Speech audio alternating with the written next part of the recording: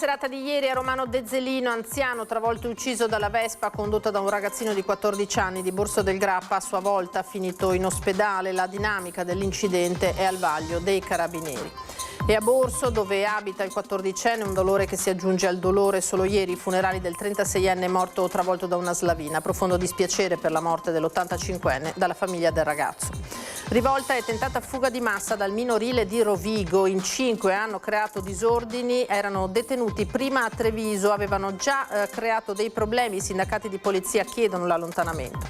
Si è ricaricata di significato dopo la morte di Pietro Monici la biciclettata tra Botteniga e Pegorillo organizzata dalla FIAB, il ricordo del 38enne tra la natura che lui tanto amava. Taglio del nastro per la 58esima edizione del Vinitaly, la sfilata dei ministri e le preoccupazioni per la crisi in Medio Oriente. Stefani per la prima volta da presidente al Salone del Vino. Staccarsi dal cellulare e riallacciare le relazioni è l'obiettivo proposto dall'Istituto Comprensivo 3 di Treviso nel giardino della scuola Mantegna, con grande soddisfazione di genitori, insegnanti e ragazzi. La Prosecco Doc Moco Volley strappa al tie break gara 1 di finale scudetto contro Milano. Delusione per i leoni del Benetton Rugby, sconfitti a Monigo nei quarti di Challenge Cup, arbitraggio contestato. Buonasera, bentrovati, eccoci in diretta con l'edizione di Treviso dei nostri telegiornali. Dobbiamo partire dalla cronaca questa sera con il dramma che si è vissuto nella serata di ieri a Romano Dezzelino. Siamo nel Vicentino, ai confini con la provincia di Treviso. Un 85enne ha perso la vita venendo travolto e ucciso dalla Vespa condotta da un giovanissimo, un ragazzino di appena 14 anni di Borso del Grappa, a sua volta finito in ospedale. La dinamica dell'incidente è ora al vaglio dei carabinieri. Molto probabilmente un momento di distrazione è attraversato un dosso che molto probabilmente non aveva visto la moto che arrivava. Travolto e ucciso dalla Vespa condotta da un ragazzino di appena 14 anni, ha perso la vita così a Romano Dezzelino, a pochi passi da casa, Antonio Gonzo, 85 anni, pensionato dell'Enel.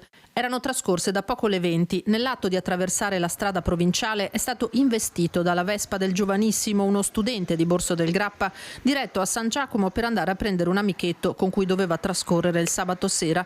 I lampioni erano accesi, ma l'anziano non era sulle strisce. Il ragazzino se lo sarebbe trovato di fronte improvvisamente, gli avrebbe urlato di spostarsi, poi l'impatto in cui entrambi sono volati sull'asfalto. Niente da fare per l'85enne, diversi traumi per il 14enne dimesso solo in nottata dall'ospedale di Bassano. L'indomani sul luogo dell'incidente un via vai di amici e conoscenti della vittima. Sicuramente qui c'è un rettilineo, c'è il dosso, magari la gente è portata non sempre a rispettare i limiti. È un punto critico, sì, perché forse la gente inconsciamente dice attraverso qua. A 50 metri c'è l'attraversamento pedonale, però uscendo da questa strada che qui molte persone vanno a camminare, eccetera, viene tra virgolette spontaneo attraversare in questo punto, però sappiamo che dovrebbe essere attraversato sui pedonali, insomma. Un tratto a rischio, quello di via Generale Giardino, che da Romano Alto porta verso il centro di San Giacomo. Un tratto in discesa all'uscita da una rotonda in cui velocità e visibilità sono due variabili di cui tenere conto. L'esatta dinamica dell'incidente saranno i carabinieri a doverla ricostruire e sottoporre alla procura.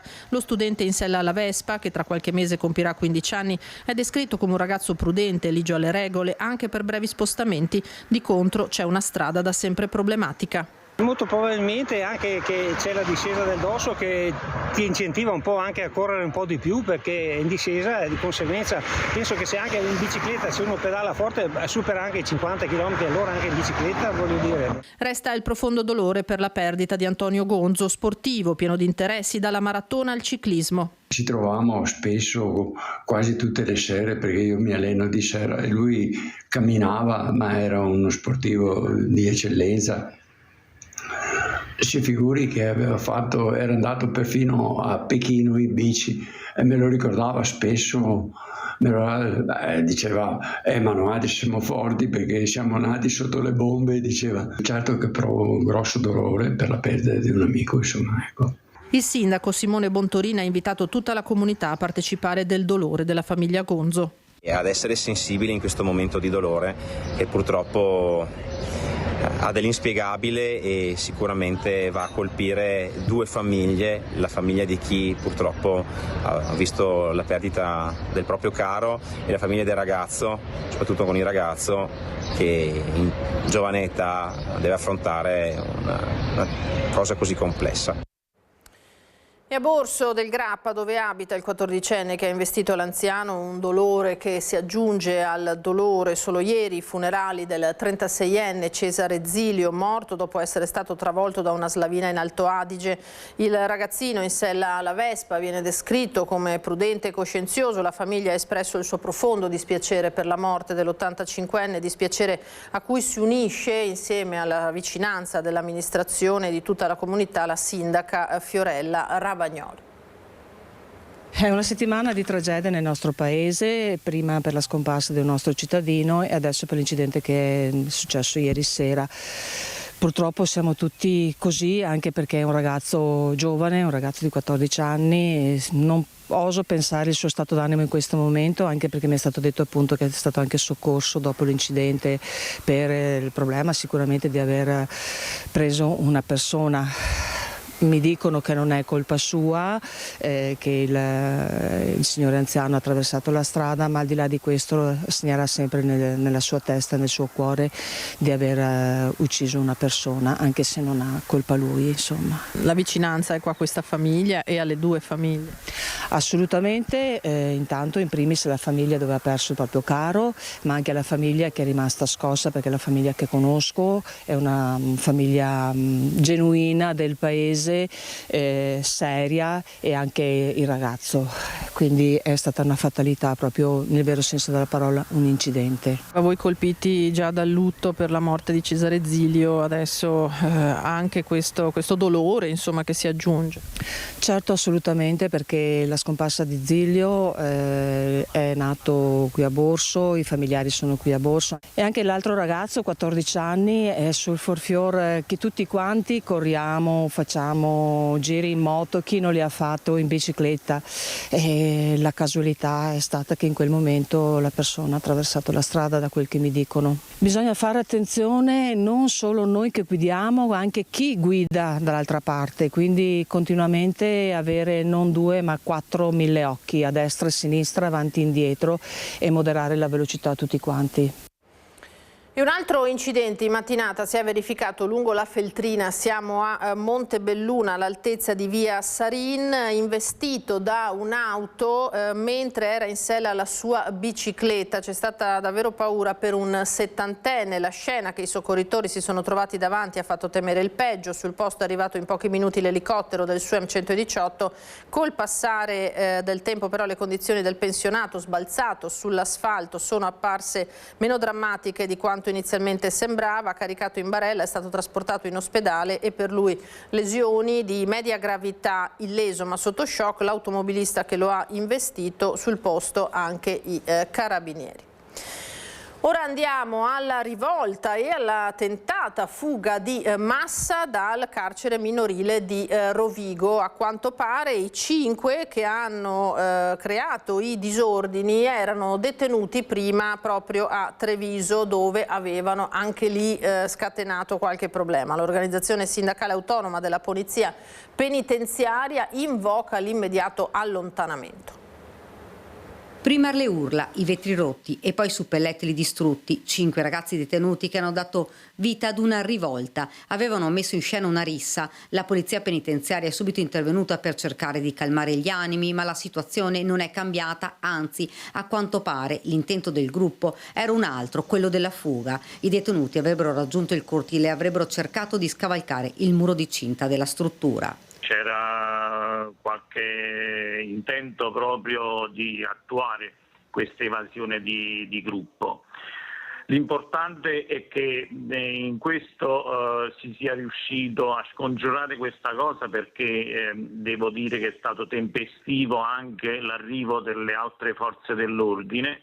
Sul posto in pochi minuti sono arrivati polizia e carabinieri, oltre agli agenti della polizia penitenziaria della locale casa circondariale di Rovigo. I 5 giovani di età intorno ai 22 anni, 4 stranieri ed un italiano, in precedenza erano detenuti al minorile di Treviso, dove avevano già creato numerosi problemi. Il carcere minorile Vivaldi di Rovigo è stato inaugurato solo 3 mesi fa, l'appello delle organizzazioni sindacali. Stiamo parlando di una struttura nuova appena inaugurata e quindi bisogna profondere ogni sforzo, e questo è l'appello che lanciamo come organizzazione sindacale OSAP, affinché ci sia un rinforzo dell'organico, affinché possano essere adottati tutti gli accorgimenti necessari per l'ammodernamento dei sistemi di videosorveglianza e per soprattutto fare in modo che ci sia in ogni parte della giornata un livello di sicurezza alto che possa garantire l'incolumità, nella salvaguardia dell'incolumità di tutto il personale.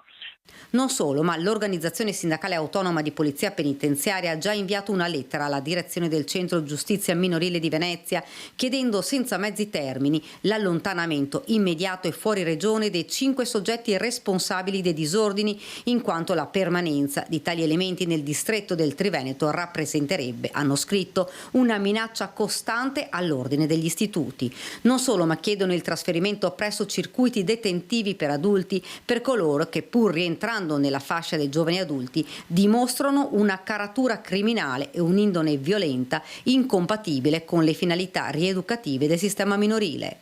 La situazione è tornata alla normalità solo in tarda serata, quando i detenuti sono rientrati nelle proprie celle. Torniamo adesso al caso di Pietro Monici, alla tragedia di via Botteniga, e allora si è caricata di un ulteriore significato proprio dopo quell'episodio la biciclettata tra Botteniga e Pegorile, organizzata per oggi pomeriggio dalla FIAB, il ricordo del 38enne schiacciato da un albero tra la natura che lui stesso tanto amava. Come associazioni in questa occasione vogliamo ricordare Pietro Monici, che è stato travolto dall'albero lungo il Botteniga l'altro giorno, in tutt'altra area rispetto a quelle delle sorgenti del Botteniga e del parco, perché lì è un'area cittadina. Si tratta di un'iniziativa che era stata già organizzata, a cui i partecipanti hanno voluto dare un significato maggiore dopo la tragedia avvenuta qualche giorno fa in via Botteniga, dove ha perso la vita Pietro Monici, il 38enne, travolto dal pioppo mentre stava pescando assieme ad un amico. Una biciclettata promossa da FIAB Treviso, Legambiente e Italia Nostra, alla scoperta di piccoli tesori tra Botteniga e Pegorile. Dopo la creazione del parco del Botteniga da parte del sindaco Mario Conte è stata organizzata questa iniziativa. I ciclisti immersi nel verde hanno fatto tappa nei luoghi di vita significativi del nostro territorio. Il pensiero è stato rivolto a Pietro con un abbraccio alla famiglia del giovane pescatore.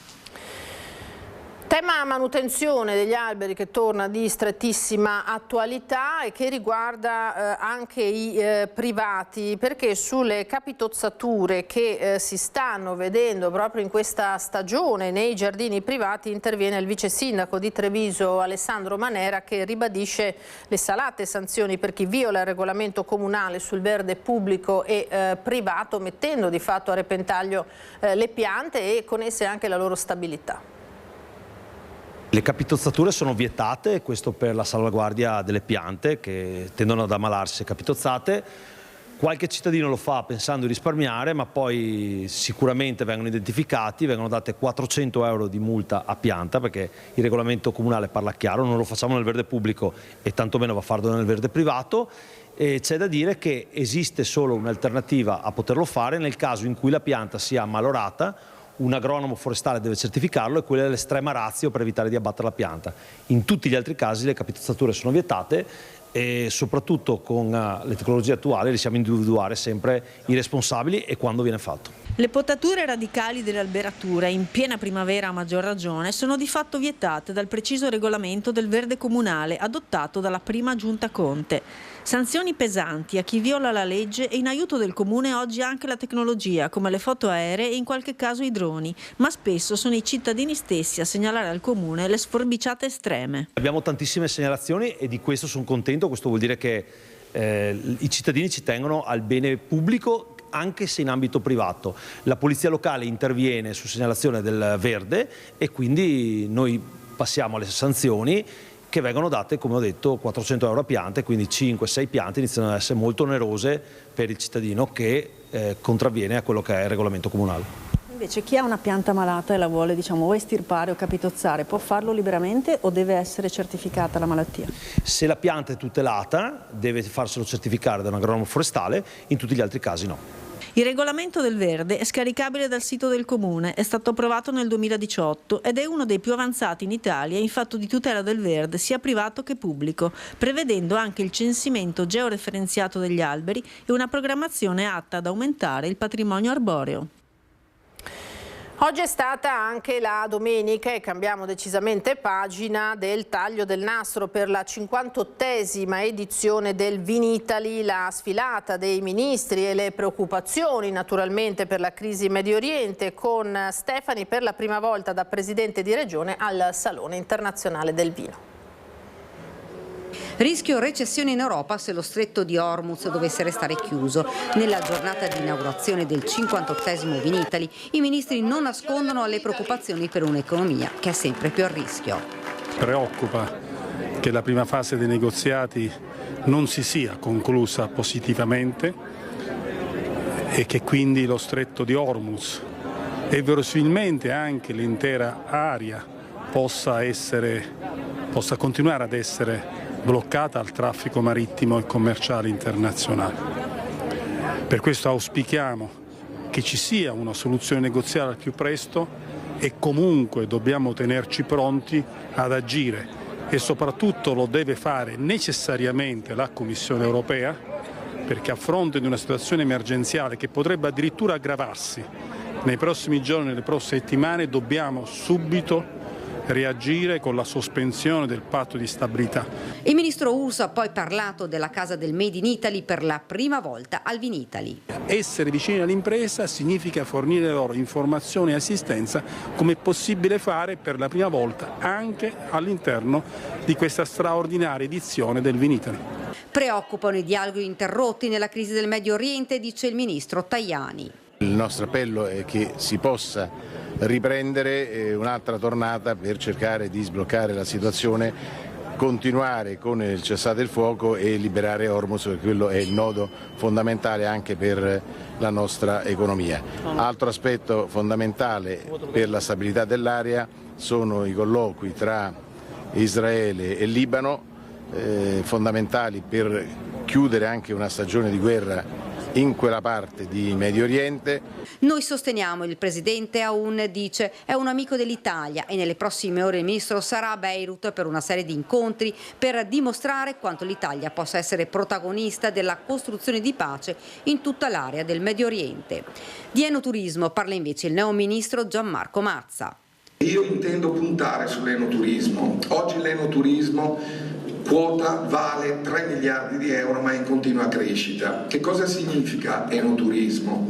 Significa vendita diretta con minori costi, quindi è molto importante per le cantine, ma è molto importante anche per i turisti, perché i turisti possono, grazie al vino, andare a visitare dei territori che altrimenti probabilmente non andrebbero a visitare, e questo potrebbe anche essere una prima, tra le possibili risposte all'overtourism di cui tanto ci lamentiamo. Sul palco il ministro Lollobrigida parla invece di una contrazione dell'economia. C'è una contrazione dell'economia a rischio dovuta ad eventi, ma dovuta anche alla concorrenza in altre aree del mondo di gente che produce, e l'Europa deve stare al passo, deve velocizzare i suoi tempi, cominciando con il taglio delle imposizioni fiscali sui beni che non produciamo in Europa, a cominciare dai fertilizzanti, altrimenti questi costi che vanno sulle imprese agricole si riverseranno sui cosiddetti consumatori e avremo un aumento dei costi al carrello. Dobbiamo agire, dobbiamo chiedere all'Europa di muoversi più in fretta. Prima volta del presidente Stefani al Vinitaly. È una vetrina internazionale, voglio anche ricordare il vino è sicuramente identità, storia e cultura ma è anche un fattore straordinario di sviluppo economico. Oltre il 37% dell'export vitivinicolo nazionale è veneto, l'anno scorso addirittura il 38%, dati molto importanti che ci ricordano quanto sia fondamentale tutelare ovviamente le nostre produzioni di OCG, DOC e ovviamente IGT, che sono in continua crescita e continuano ad essere il motore di questo settore, di questa filiera.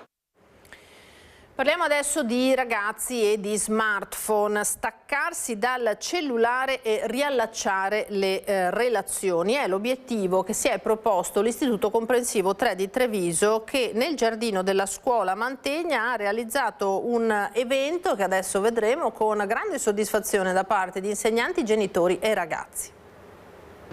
Un pomeriggio primaverile ha accolto più di 500 persone alla seconda edizione di IC3 Insieme. I giochi da tavolo o di ruolo, lo sport e le attività creative hanno riempito le ore di tante famiglie, alunni e insegnanti.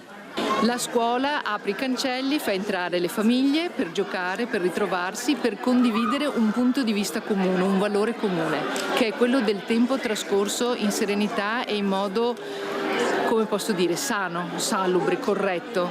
Quindi siamo molto felici, ci sono tantissime persone e pensiamo che questa sia un po' la strada da percorrere, tutti insieme con lo stesso obiettivo.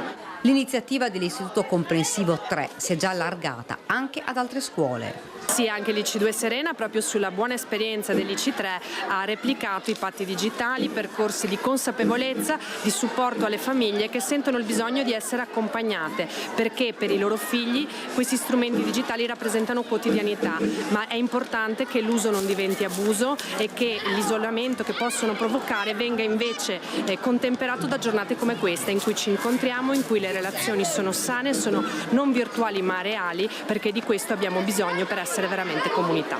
All'ingresso sono stati soprattutto gli adulti a raccogliere una sfida particolare definita "Smetto quando voglio".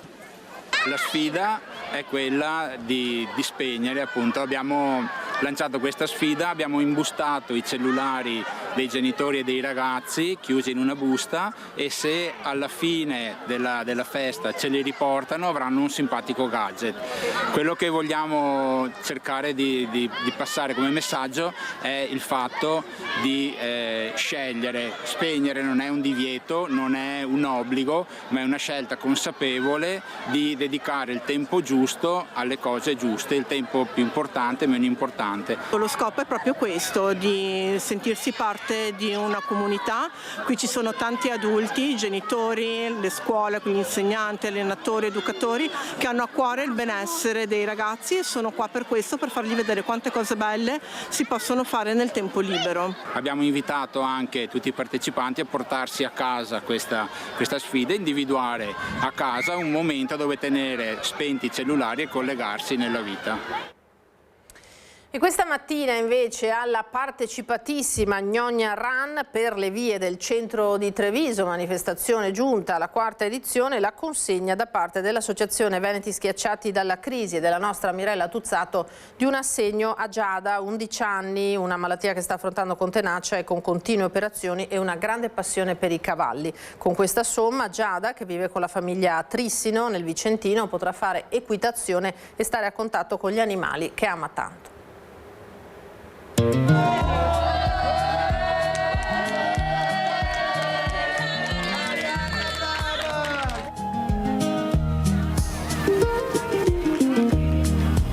La grande famiglia Media Nord-Est ti dà questo assegno, è tutto per te l'avevo promesso, abbiamo mantenuto la promessa. Tu devi andare a cavallo, devi iscriverti dove vuoi. Ecco che arriva il sorriso, lo sapevo io che alla Giada arrivava il sorriso, perché lei ama i cavalli, poi vero Giada, tantissimo, e perciò questo assegno è tutto per te e potrai veramente iscriverti dove vuoi e fare quello che vuoi.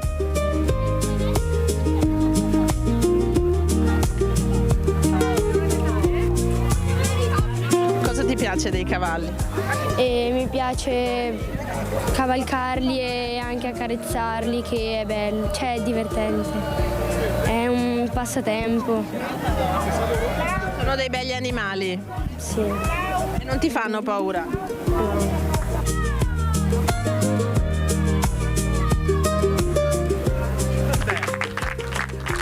dato che hai gli stessi capelli di questa bambola, te la vogliamo donare.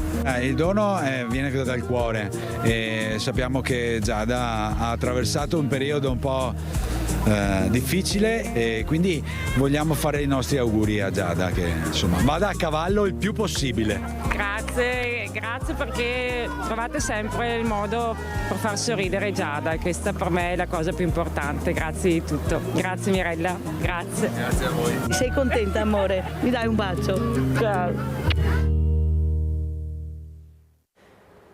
Noi adesso ci fermiamo per qualche istante di pubblicità, tra poco.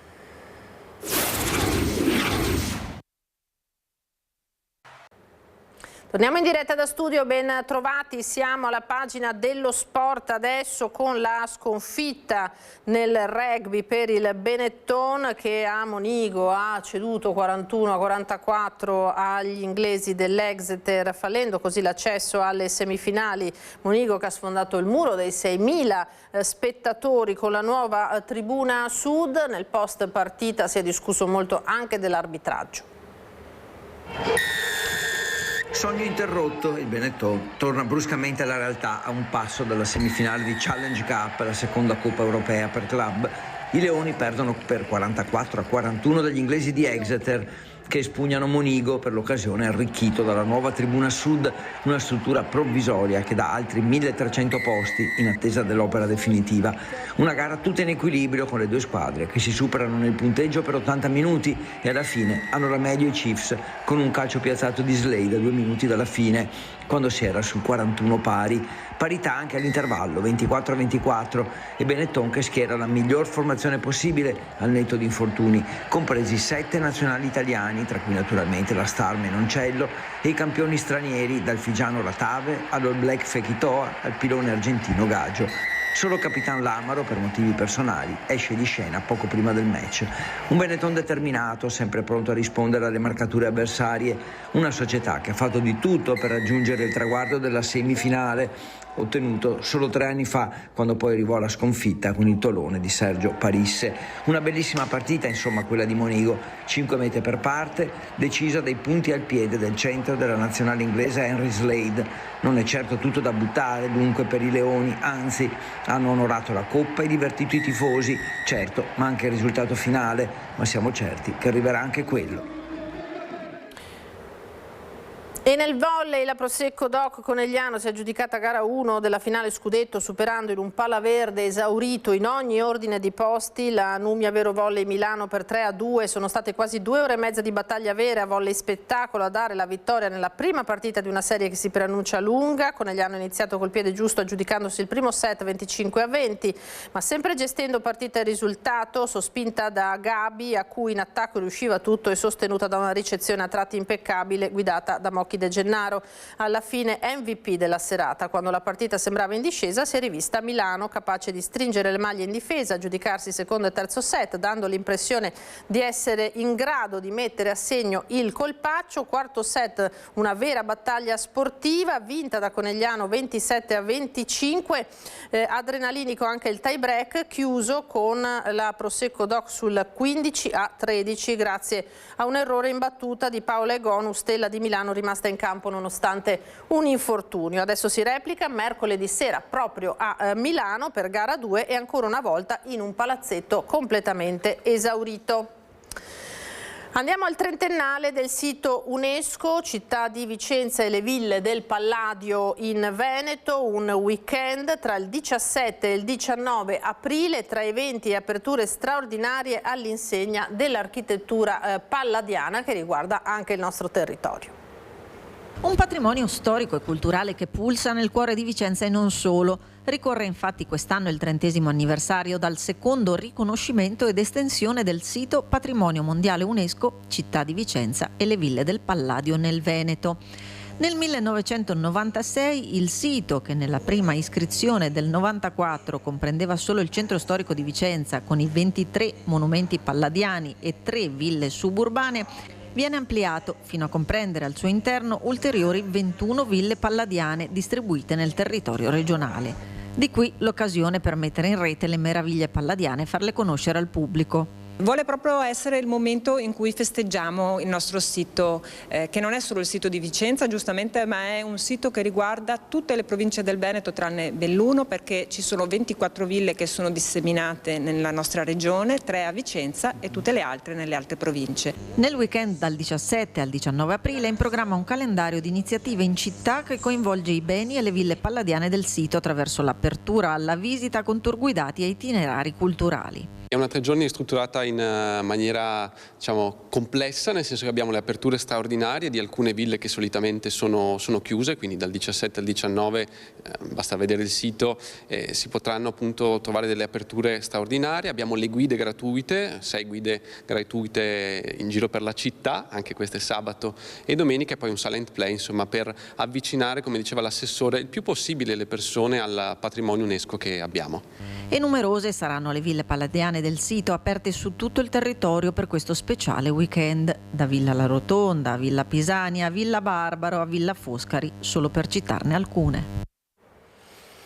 Ora ci spostiamo nel bellunese, nuovo look per Feltre, molto verde pubblico offerto ai cittadini che ne volessero prendersene cura, avendo in cambio la possibilità di fare pubblicità alle loro attività.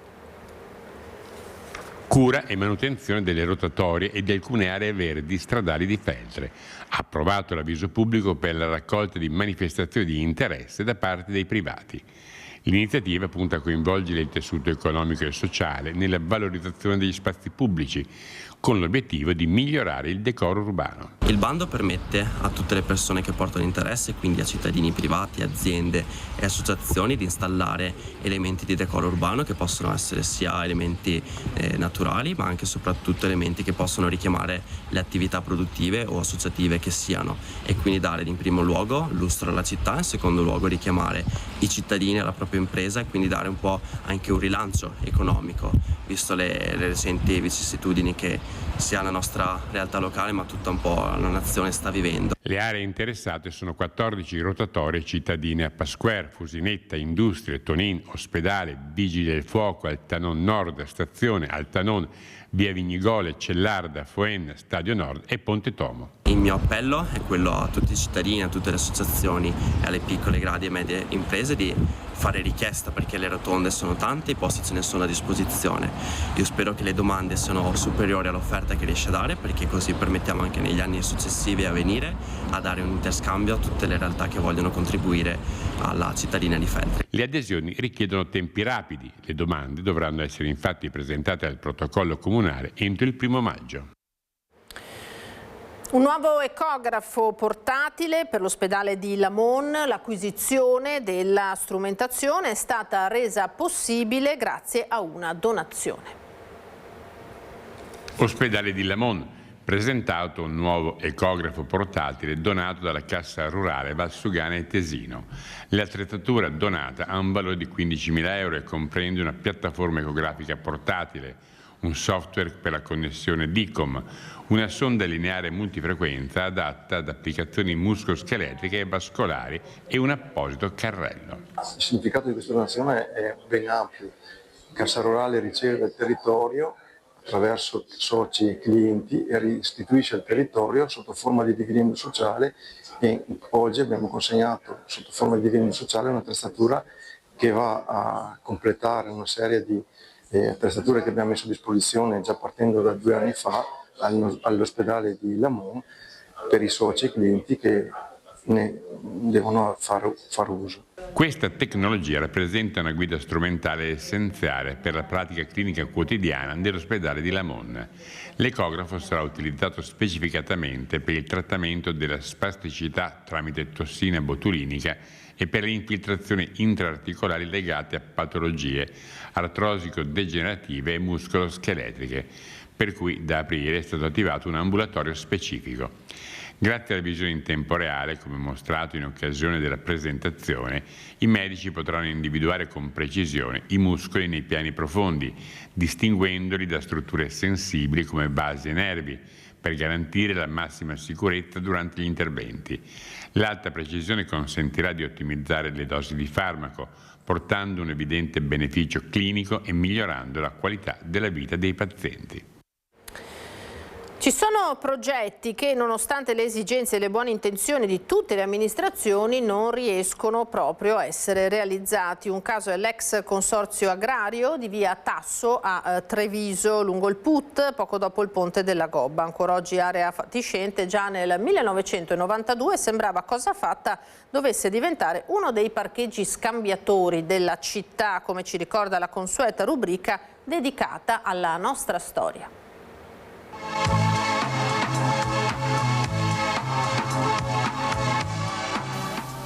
Prima del grande caldo estivo, molto probabilmente gli automobilisti trevigiani, che ogni giorno si dannano l'anima alla ricerca di un parcheggio, riceveranno buone notizie.